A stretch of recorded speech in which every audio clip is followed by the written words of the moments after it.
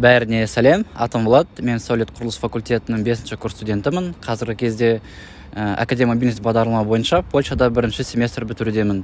Жалпы барлығына да оқумен қатар бос уақытта Еуропаны аралап, кереметтей архитектураны тамашалап, көптеген жақсы адамдармен таныстым. Өнермен қатар мен спортпен профессионал түрде шұғылданамын. Грэпплинг күресінен халықаралық дәрежедегі спорт шеберімін және әлем чемпионымын. Жалпы Еуропада көптеген мықты жарыстар өткізіліп жатыр. Мен осы мүмкіндікті жібермей бірнеше жарысқа қатыстым және елімізге 5 медальмен қайтамын. Осы 5 ай ішінде оқу жағынан да, спорт жағынан да жақсы тәжірибе алдым. Және де осындай мүмкіндік үшін университетімізге үлкен алғысымды білдіремін. Өзім туралы кішкене айта кетсем, менің негізгі саласы архитектуралық дизайн, оқумен қатар визуализатор болып жұмыс істеймін және бос уақытта суреттен тапсырыстарды орындаймын. Мен үшін өнер өмірінде маңызды рөл атқарады. Бұл тек жұмысым ғана емес, өзіме ұнайтын, шабыттанатын сала болып табылады және спортпен бірге мықты симбиоз болып кетеді.